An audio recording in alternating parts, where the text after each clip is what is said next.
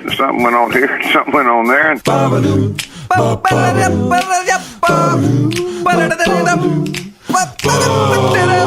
tonight on TNT, your suggestions for Jeremy's band name. We trade This Can't Be Happening stories. And a brand new game, GagnYES or GagNON. Coming up right now on TNT.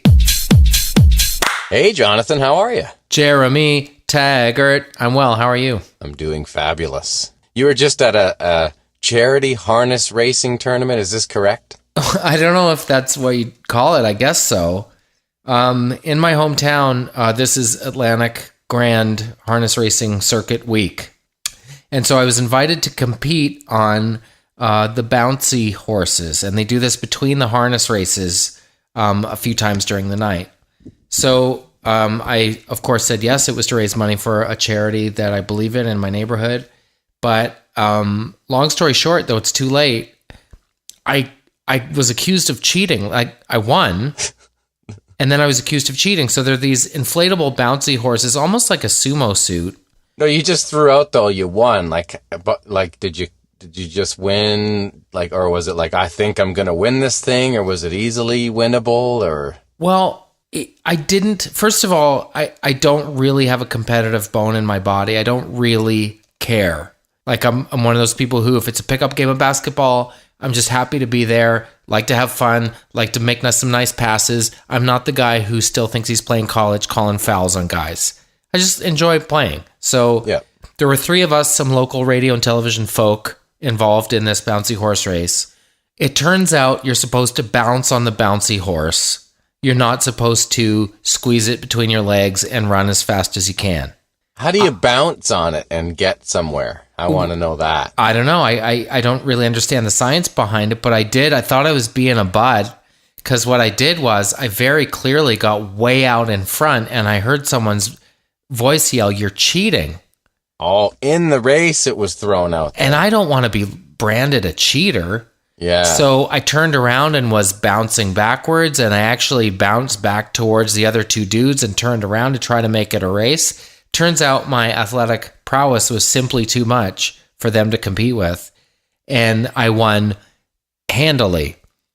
Here's where it's a bit weird. People were betting on us, and the proceeds went to this charity, but I guess if you win, you get some money back. So people were irate that folks were cheating, in quotes. If you ask me, I feel like cheating requires some intent to be deceptive. I certainly wasn't. I wouldn't want to be branded a cheater, but it was one of these is this really happening? The last thing did I black out? The last thing I remember, I was coming here to go on a bouncy horse race to help the people, and suddenly the crowd has turned on me. There was people, was there actual boos or was there jeers? I didn't hear any boos. Just ill feeling. I felt kind of dirty, and I felt like when I left, I kind of kept my head down and didn't really make eye contact with folks. It wasn't like, "Hey, J-Rock, that was fun." It was silence. What's up with the gambling part? Is it who gambles on this? Well, it's a harness racing track. So it's for charity. The gambling is for charity too? Well, not during the races, but this is obviously kind of a gambling culture. And in fact, a couple of the charities that they'd reached out to early on to say, "We'd like to do this bouncy horse thing to benefit your society," folks said, "We can't be associated with gambling." So this was off. This was just an off bet, just people gambling on the race for real. Yeah. The culture, as you say. Yeah. It's a gambling culture. The harness racing. Getting mad was there a svelte, muscular person you were up against that would be the go-to guy? Or physically you got for me, you got to give some parity to the actual race. Well, I would say, not to toot my own horn, but I would say if you looked at the three of us, you might assume I was a contender. So these people that were upset, was it their family members that lost? No, I guess they were sore losers. But just sore losers. What I just come back to is it's for the people. It's for a charity. So if you paid $5 to watch a thing, by the way, I would pay a lot more than that to watch folks that I've seen around jump on the bouncy horses. Like, I think, if you win, really the right thing to do is, frankly, if you win on a charity race, you give your winnings to the charity too, no? Yeah, for sure. No, the fact that there was people angry that they lost at betting against, like, you, like, was it like the other guy, like, looked kind of like the guy from NYPD Blue, like the cop? Dennis Franz? Yeah, like that kind of a guy. Why is he your default? Like, not going to win a bouncy horse race reference. I'm thinking if you're like the go ahead, like probably stud of the bunch, I'm thinking the next level down might be that type of person in the running. And well, it's not like I'm Seabiscuit. Like, it's not like I was. But why not like a Dennis Franz? He was pretty physical in that show. Yeah, especially in the video for Goodbye Earl, the Dixie Chicks tune, where they wrapped him in a tarp and threw him over a bank. He was surprisingly bendy. Anyway, so you won. You got it taken away from you in a sense. So the huge asterisk with it. Well, yeah, but here's the thing: the organizer of the thing said, "Oh, you were cheating, but I guess you just really wanted to win." I was like, yeah, that's really.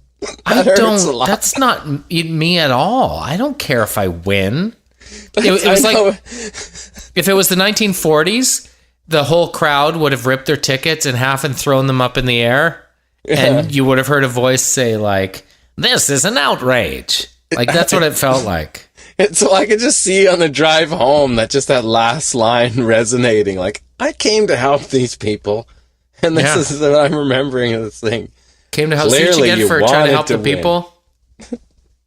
Yeah, but have you had those like, is this really happening moments? Is this really happening moments? We've all had those ones where you're actually thinking of yourself in the third person of like, is this could be a film right now.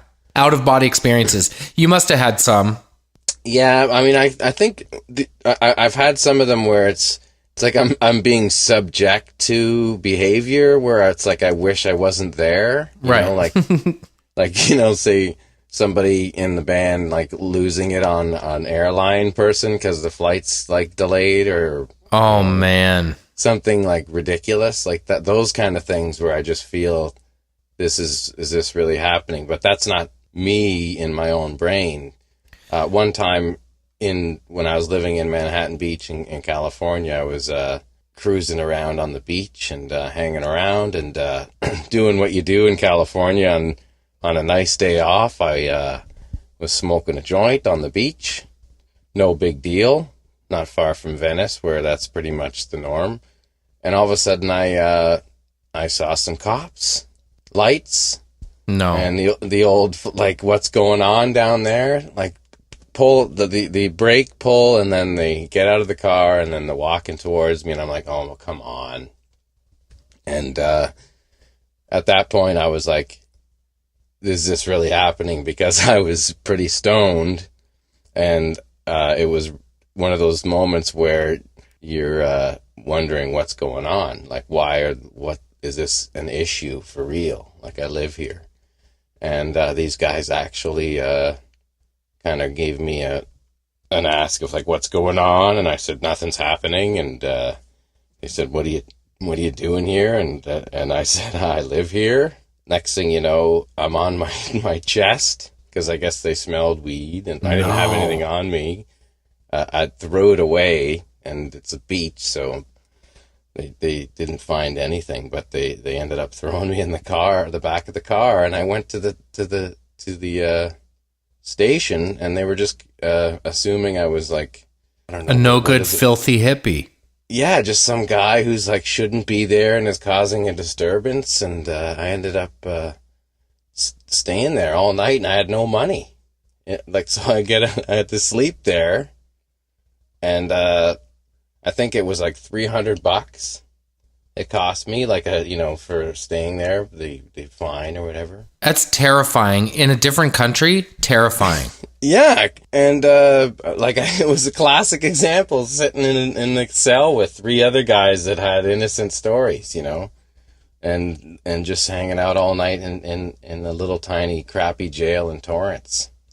It was very, I guess, safe in a sense, because it was like not full on the population of a normal prison. It was just people that were in for being banged up or something like that. So it was intense, but it was kind of Tom Waits-esque. What's that movie, Down Crazy. by Law?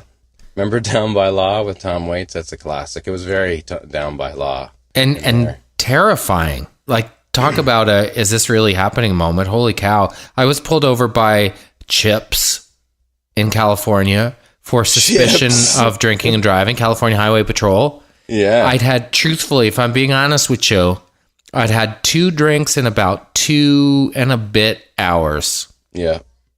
The guy says he sees me leave the bar driving.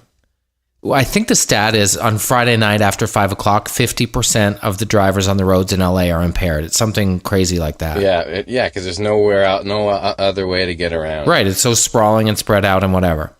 So he said, can you step out of the car? And I was instantly so nervous. I had a work visa, but I'm Canadian, and it's our nature anyway to be kind of sheepish. And he said, why are you so nervous? And I said, well, because this is terrifying. This is terrifying. You suspect that I'm wasted, and I'm not. So he gives me 20 minutes of tests, which a friend who is a police officer told me the reasoning behind was because he was waiting for the last drink that I had at the bar to fully enter my bloodstream before he made me blow the breathalyzer. Nice. Yeah, nice on his part, terrifying on mine. But the tests were things I can't do when I'm sober. So one of the tests was, I'm going to get you to lean your head back, close your eyes, raise your right heel 6 inches off the ground, and point your toes forward, and count to 20 in steamboats. 1 steamboat, 2 steamboat, 3 steamboat. I got about to 4, which was pretty amazing. How many could you do right now with nothing? I don't know if I 3. could get there. Probably less. But stuff I could, like I say, I couldn't do when I was sober. So I blow the breathalyzer. He looked at me and said, well, you're clearly impaired. And I didn't say anything. And he said, where are you going tonight? I said, I'm just going home. I live like a block from here. He said, okay, drive your car home. And if you're going to have any more to drink tonight, then just make sure you walk or call a cab. But terrifying, because in those moments you can see the walls of your life crumbling down around you. Yeah, no, because it's like it can easily be the DUI, and that's the flag, and every time you go in and out of the country, you got an issue, and you're screwed. How long is a night in jail in Torrance? It was a long jail, Mr. Torrens. Yeah. Long night in jail in Torrance. I bet. Torrens. It was ridiculous. It was, I had the jumpsuit on. Do you still, did you really? Orange or stripes? I had no money either, like nothing. I had no wallet or anything. So you had to call Sean Avery to come bail you out? No, thank God the person that was in the cell with me was nice enough to give me a lift home, and they got out as well. No. They had like their girlfriend picked them up, and I went with them. They dropped me off. Or else I would have had to like walk. Do you still Torrance to Manhattan do you still stay in Beach. touch with your ex-convict buddies? Yeah, no, I never saw them again. I didn't even think to say, hey, let me buy you dinner or something. But right, we pen had pals, nothing. I think it was one of those nights where both of us were cool with just letting it go from there. You Right. know? One of those moments. It was the drive of shame. What about you for another classic, like, this is really happening moment? Well, I'll tell you, this was a professional one, not a skirting the law one. But in 90-something, there was the G7 was held in Halifax, and your Bill Clintons were here, and leaders from all over the world, Jacques Chirac, who was the leader of France, and some real heavy hitters. Bigwigs. By the way, Bill Clinton, I don't know if all U.S. presidents do, but Bill Clinton traveled with a lookalike, and there were two identical limousines, and the lookalike's job was to take the bullet if, hopefully, somebody tried to kill the president and fell for it. Like he doesn't do his job unless he's dead. How do you find yourself doing that job? Well, I guess you look like Bill Clinton to start. You didn't do your job today, did you? He's like holding his arm and he's sitting there. Right. Upset. I'm sorry. Monica Lewinsky is in the mix to maybe be one of the new co-hosts on The View. That is crazy. Yeah. Is it? Because they're bringing back Rosie. Awesome. They're bringing Rosie back. Because of our podcast? Yes. We brought her name back to the public consciousness because of the thing on the bus with my sister. The thing that we forgot again already, riding the bus with my sister. Yeah. Yep. And buckle up your seatbelt. So there was a lot of inconvenience around Halifax when the G7 was here. A lot of traffic blockades and things like that. So the city decided to throw a concert to say thank you to everyone. Sorry for the inconvenience. We appreciate your patience. So I was one of two hosts to host this 2-stage concert. And I remember asking beforehand, because I was pretty young, I was in my early 20s or even late teens, do I need to have like bits or material? And they were like, you know what? No. We have so many bands. We have 2 stages. We just want to keep the thing going. We don't want to hear your 8 minutes on airplane food or how different men and women are. Just keep it moving.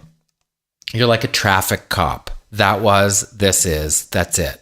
They were giving you like 0, making sure the last thing you do is ad-lib 1 second. Yeah. Yeah, they didn't want any stand-up, which is good because I'm not a stand-up. So I divided the bands with the other dude. He would go out and say, ladies and gentlemen, please welcome such and such.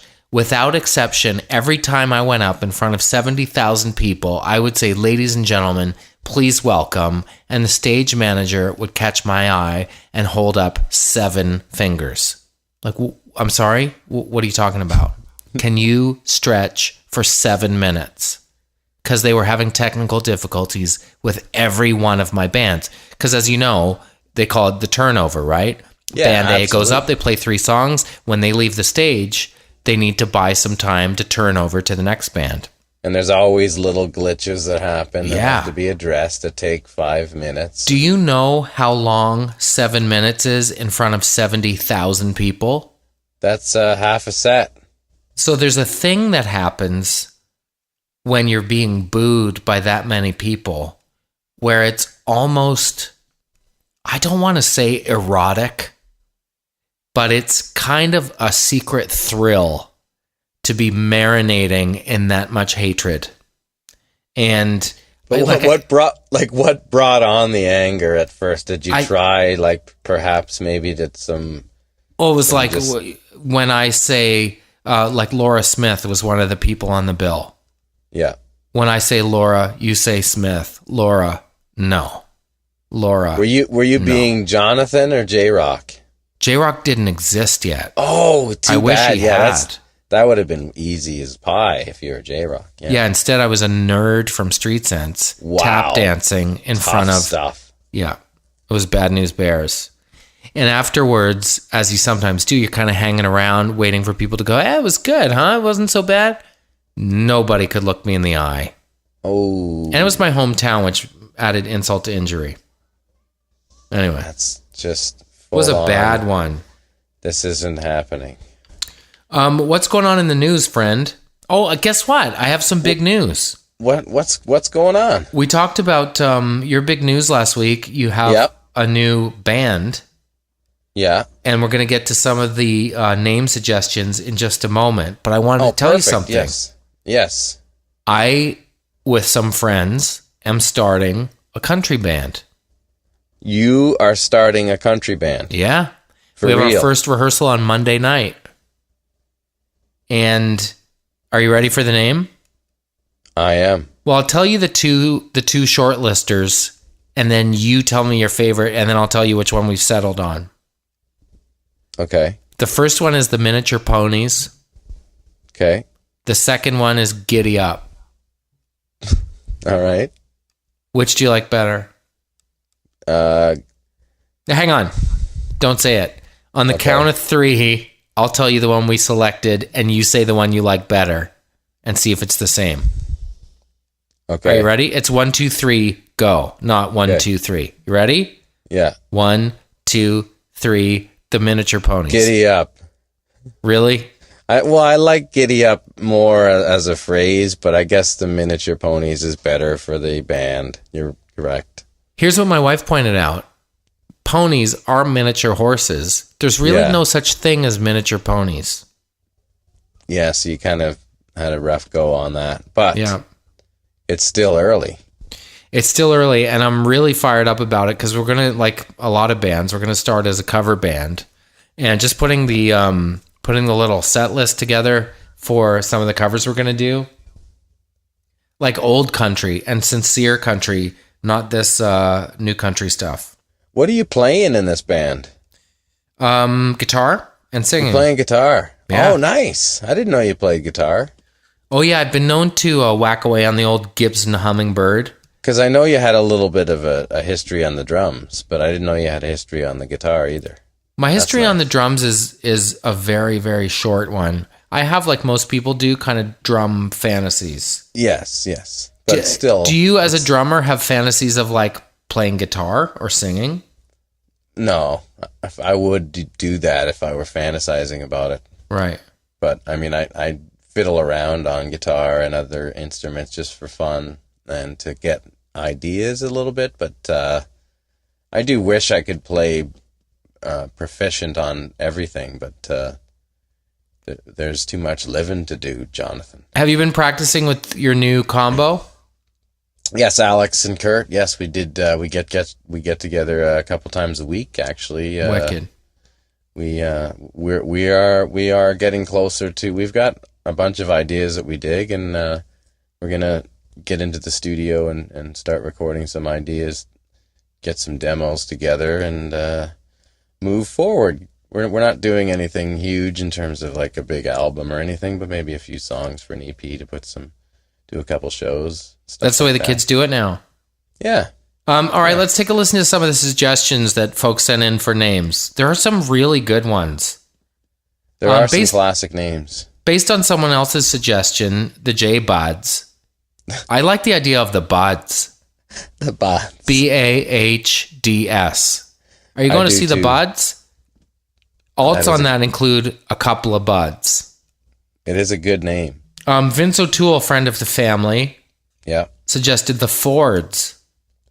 That's funny. And your first single could be All Banged Up.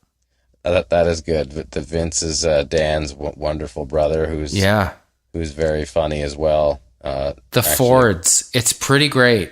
The Fords, and you could have a lot of fun with that artwork too. Maybe you sure could. We could guarantee a show at Ford Fest.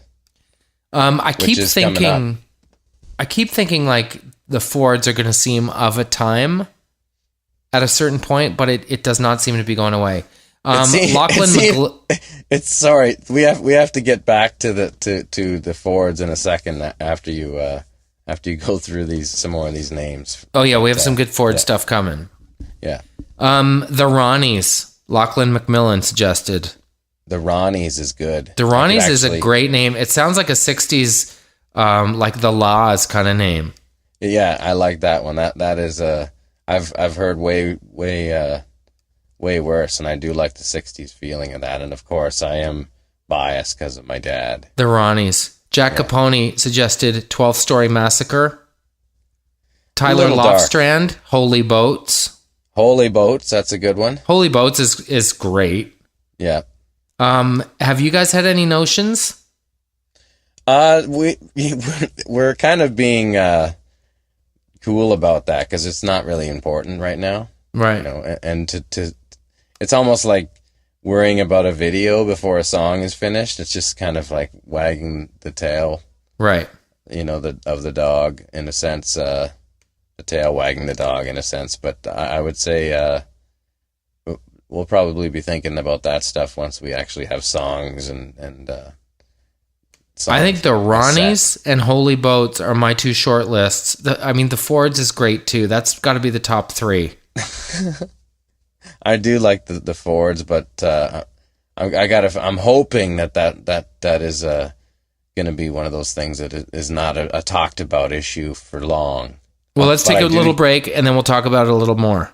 Yes, we do have to get back into this, and let's finish up here. A little break on TNT. Be right back. Where's my beer chair? Welcome back to Taggart and Torrens. I'm Jonathan Torrens. Hey, Jonathan, how are you? Fantastic. So what's this Rob Ford and Snow thing? Well, Rob Ford was, I guess, in his office today, and Darren O'Brien knocked on the door just to show his support. And he was in there just to kind of say hey, and apparently he's part of a community where he felt that Rob Ford has helped out, and he said he was clear to say that he doesn't know anything else about the campaign or who's running or what he said or he's saying. He just is showing his support.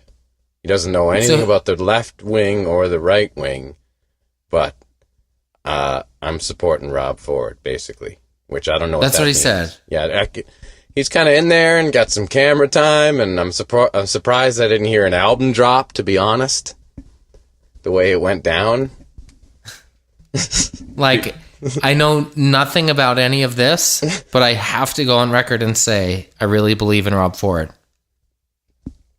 I guess they both have the bumbleclap thing going for them, right?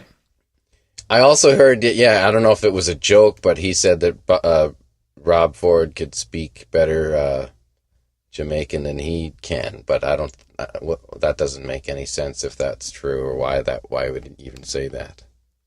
I have a snow story. You have a snow story? Yeah, it's kind of a weird one. In 1990 something. Oh my God, did I peak too soon? Was he speaking patois when you met him? He sure was. He was? Yeah. This was, I did a show for CBC, and you have to remember it was a different time. Yes. But it was a comedy show for teenagers about AIDS.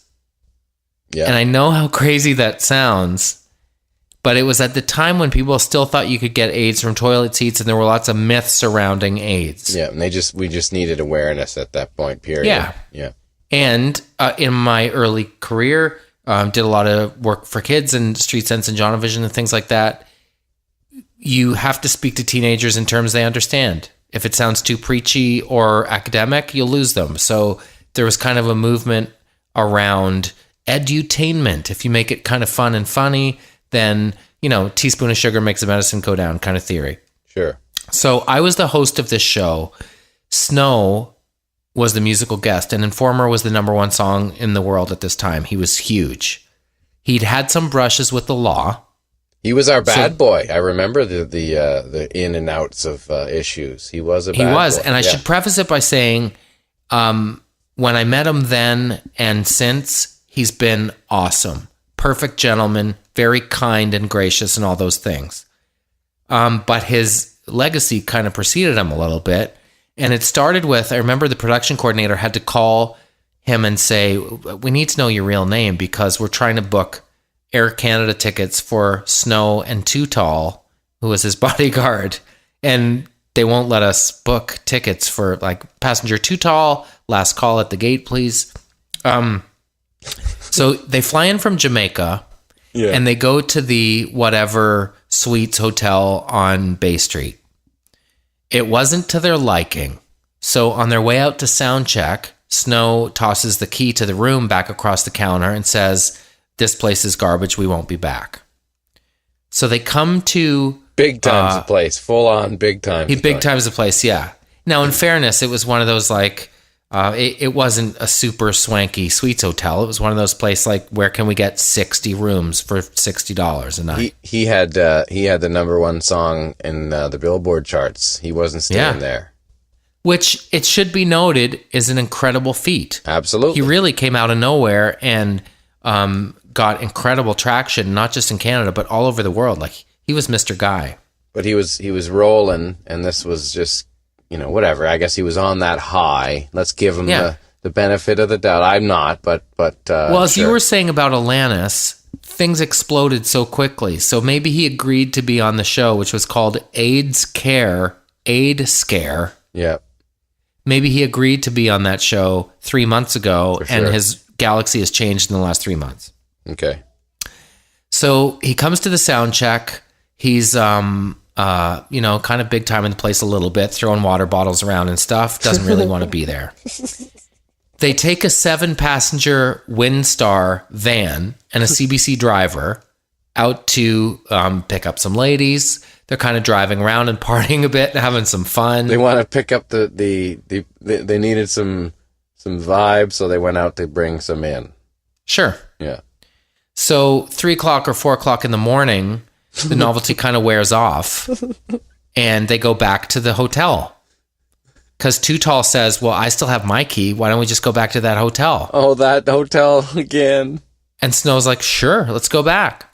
So they go back to their room. The hotel has since taken Snow at his word and rebooked the room to 2 middle-aged women who are in town for a pantsuit convention or something. Oh, my God. So they're asleep in their room at 4 a.m, and Too Tall, Snow, and the hose roll in mob deep. And these women bolt upright. Like, oh my gosh, what's happening? You can imagine be kind of a scary sight. This is really happening. They call security. Is this really happening? Sorry, that's this moment. Is this really happening? Snow and his entourage are taken down to the lobby of the hotel. Security calls the cops because things escalate pretty quickly. When the cops come, it would have been sorted out like a Three's Company misunderstanding until Snow says, I'm going to kill you, blood clot. Drops a blood clot on the cop, who cuffs him and puts him in the back of so Snow was turned in for Mark. So he's taken downtown, a licky boom boom down, and is in jail the entire night before our AIDS scare show. He played himself. Yeah, that's part 1. Part 2 is, part of the weight of speaking to teenagers in terms they understand is sexpert Sue Johansson. Oh, yes. Very attractive 70-something. We remember, yes. Grandmother type, who's awesome. She taught us everything that we know. Yeah. And she was there to dispel some of the myths around AIDS. She was also there to roll a tire-sized condom over my entire body. And I was in a 6'6" ceramic penis head. And fuzzy slippers. And so she was rolling this over my head and showing how to properly pinch the tip and use a condom properly. You had to bend over, obviously, for that part. Yep. I was flaccid, yep. So Snow's being arraigned during the dress rehearsal. He arrives at the venue, which is the Masonic Temple in Toronto. Your face, was there a cutout of your face? Yeah, there's a little cutout in my face. Yeah. So when she's pinching the tip and you're like, yep. Yep, that's it. And what do you do next, Sue? Well, you make sure there are no holes in it. All right. So I do the penis condom bit with Sue. I'm walking down the stairs as Snow enters the building. He's going on next. And he's going on next. He's checking out the opening act.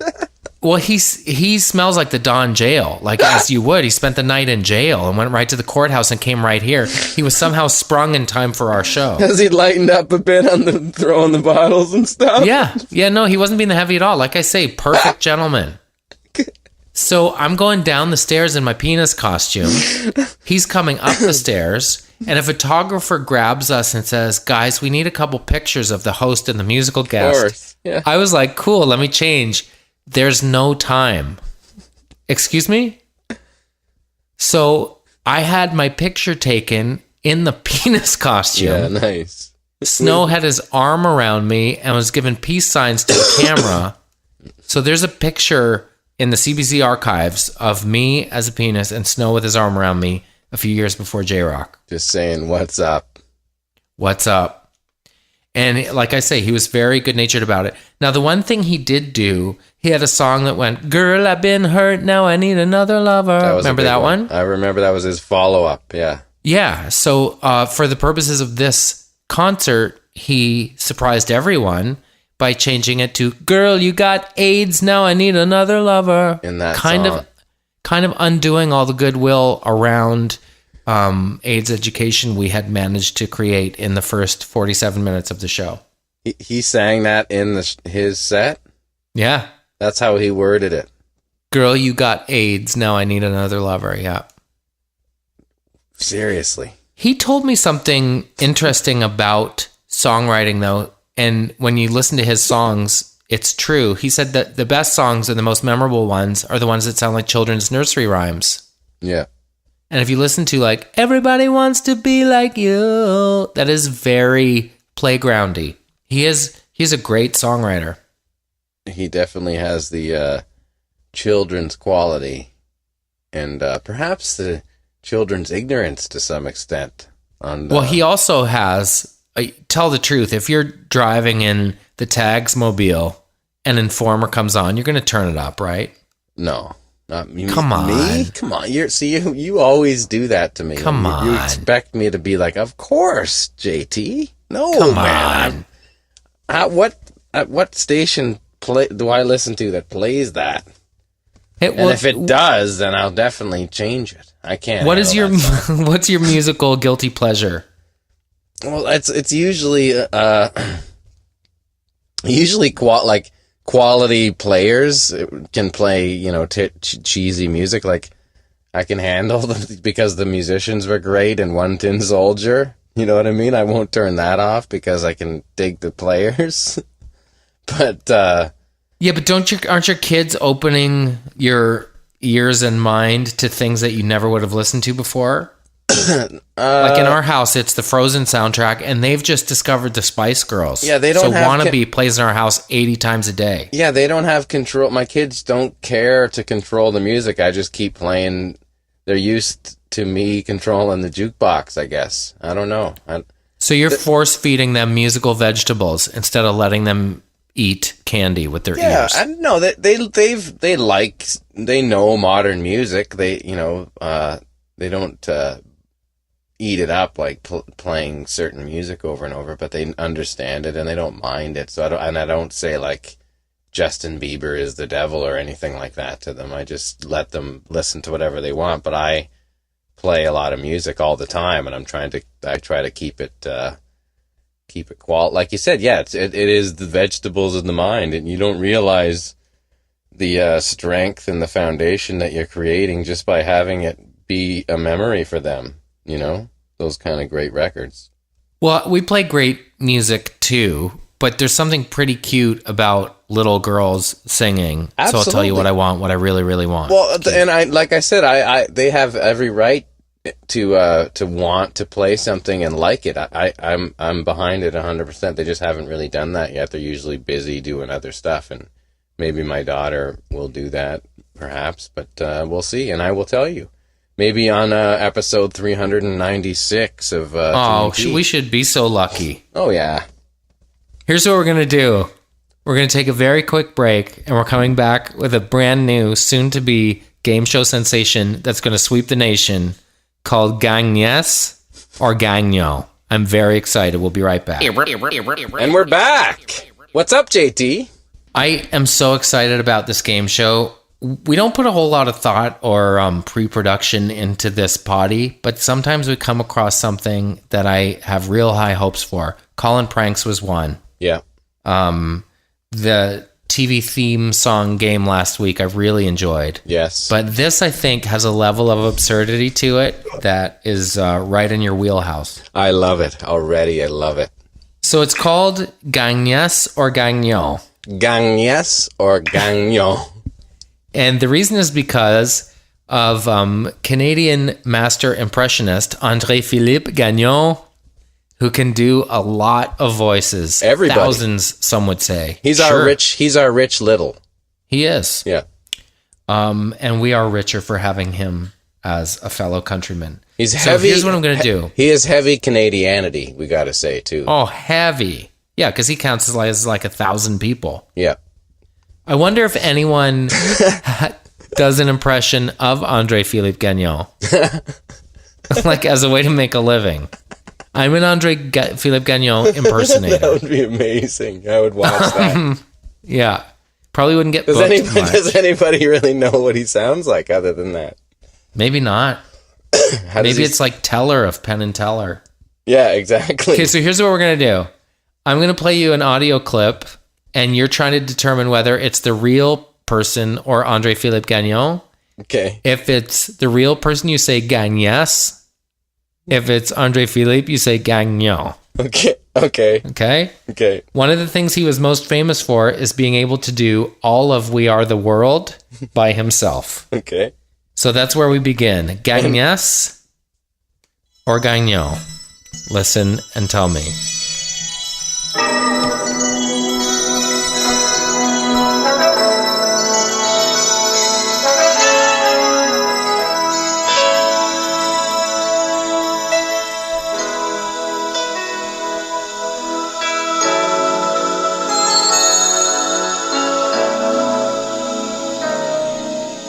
There comes a time when we heed a certain call, when the world must come together as one.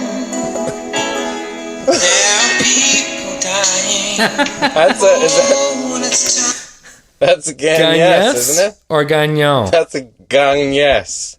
That's the real Correct. deal, isn't it? That's a GagnYES. Okay, good. Oh. I didn't want to get like overthrown there, but I initially I was like, well, that's not fair because it sounds so cheesy that it can't be the real thing. And then I was like, oh, it is. I'm afraid that song just was that cheesy. Oh man, that song was cheesy. Okay, here's a variation on the game. DS or Dion. Is this Andre Philippe Gagnon doing Celine Dion or Celine Dion doing Celine Dion? DS or Dinon? GagnYES or Gagnon?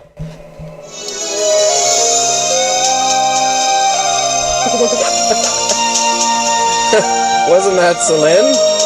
GagnYES? No, it's neither. Hang on. Oh, that was nothing. There was just a backup intro. Zamfies or Zamfirno? Okay, here you go. GagnYES or Gagnon?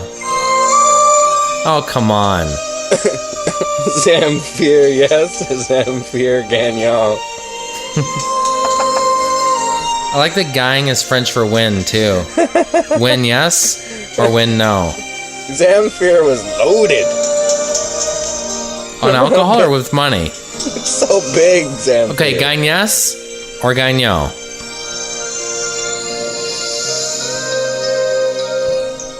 You've got to be kidding me. Another bar. Let's go another 8. Okay, here you go. Here we go. GagnYES or Gagnon?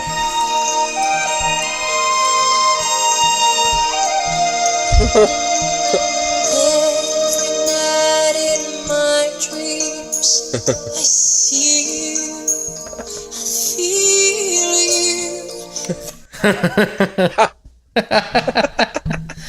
you. GagnYES or Gagnon? That was so hard to tell. I'm going to say that was a Gagnon. That was him, wasn't it? Incorrect. It was not. That was a GagnYES. That's how I know you. That's Celine. She's such a parody of herself. That's for sure. I could just see him singing it. Oh my gosh. Oh. So far, we have yet to hear Gagnon. I know, that's the beauty of it. That's the beauty of it. Oh, man. I thought for sure that was like, it was for sure that was him.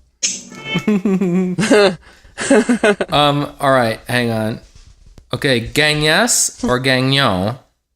This is George W. Bush.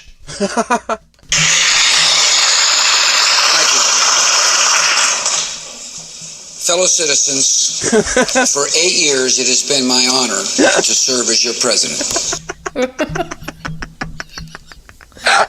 GagnYES or GagNON?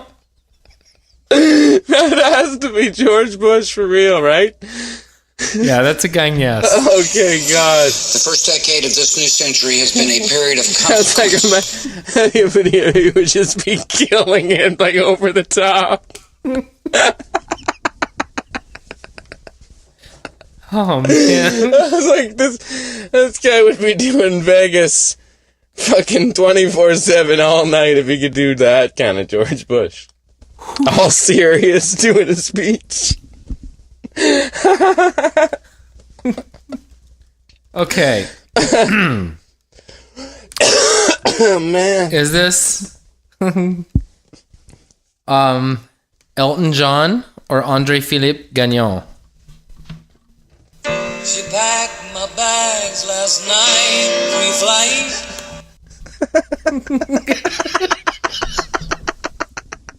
It's Elton John, wasn't it? It wasn't. Again, yes? 0 hour, 9 a.m.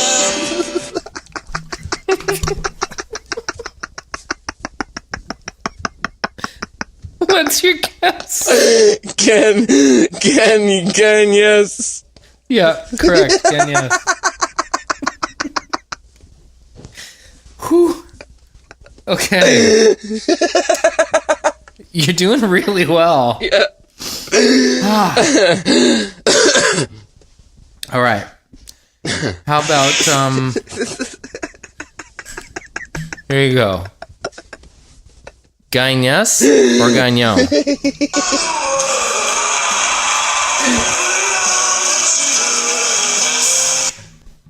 What the hell was that? Do that again? Okay, hang on. Oh, man.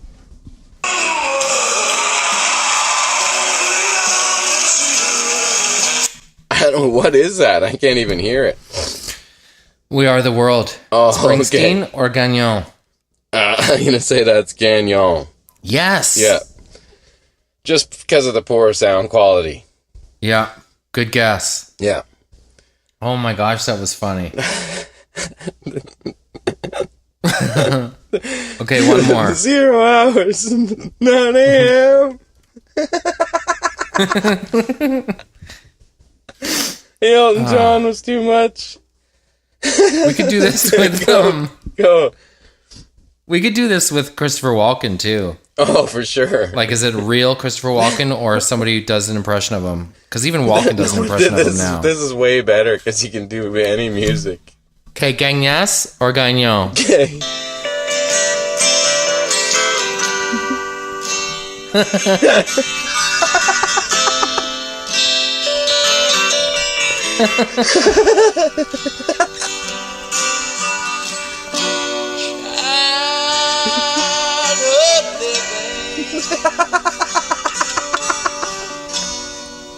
It's easy to do. Okay. GagnYES or GagNON?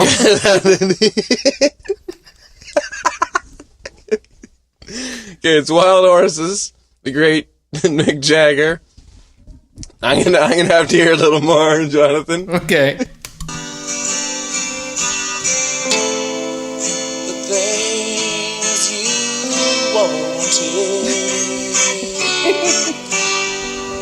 I bought them for you.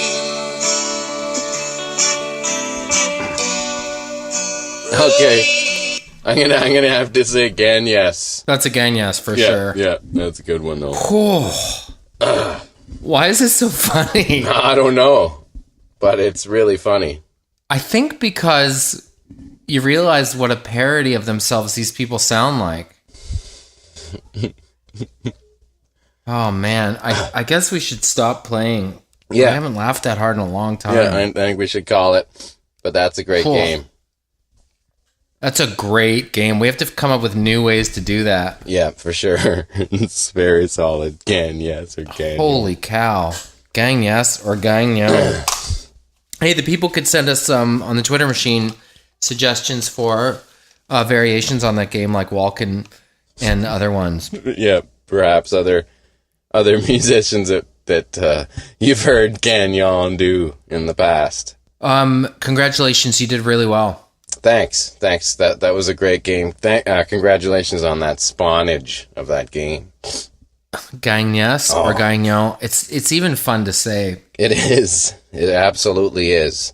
I'm doing my pleasure craft test because I want to have my boat card. I'm not saying I'm going to buy a boat, but I want to have the card. Are you a water craftsman? Oh, well, I live on water, but it's too small to have a big boat. I do like the odd canoe ride.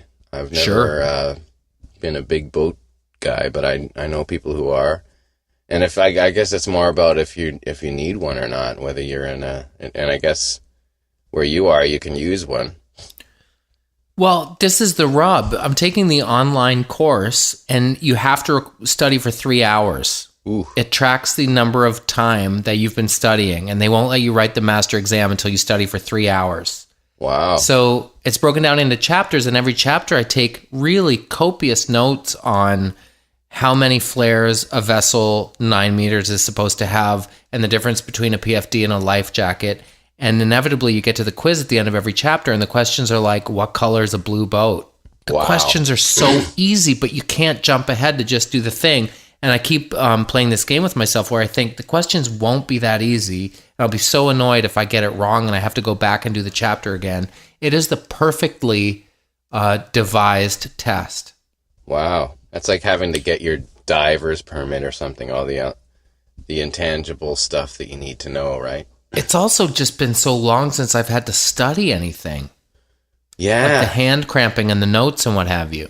Yeah, and you're talking about like a couple hours. Is it do you have to go into a classroom too at some point? No, thankfully you can do it on the internet service. And I think we've established that I'm not a cheater. Yeah. But I can't even figure out how you would cheat. I guess if you had a second computer, you could search as each question came up, but I think the tests are timed too. Yeah, there you go. You can't fool around on that. But I've gotten 100% on the first 3 chapters, bud. And what do you have to pass to get your boat license? What's your 80%. Oh, really? Yeah, you have to have 80% right. And you always know when you make a mistake in those things. Yeah, they let you know. Oh, they let you know. No, you know in your own head. You're like, God, I knew it. I know. Oh, here's a good one. Okay. Here's a great one. GagnYES or GagNON?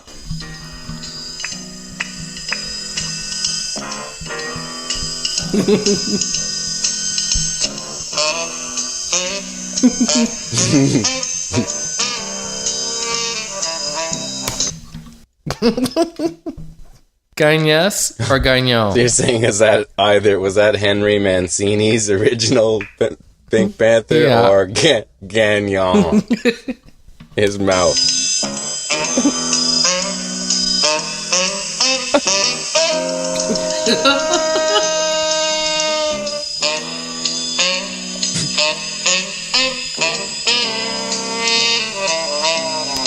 That's GagnYES. That's GagnYES. That's Henry Mancini. Yeah, that's why. Because I know how badass that performance is. You can't screw that up. Oh my gosh, that game is great. It is a great game. Okay, bud. Okay, bud. Nice chatting with you.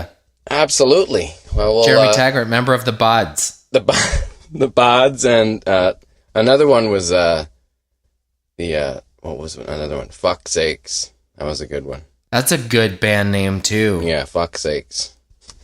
I've been thinking lately if you wrote a song that had the F word in it, but you called it like Vuck You, VUCK, would radio stations play it? Well, there's so many bands with fuck in it that are actually popular, like Holy Fuck and Fucked Up. that they actually play their music anyway, and they usually just say effed up, or they'll just say the letter. Yeah. It's happened so much that they'll get around it. They certainly don't use it. The bods. Have a good week, bud. I'll talk to you next week. All right, talk to you next week, JT. Peace out, bud. Peace out. Fucking ready.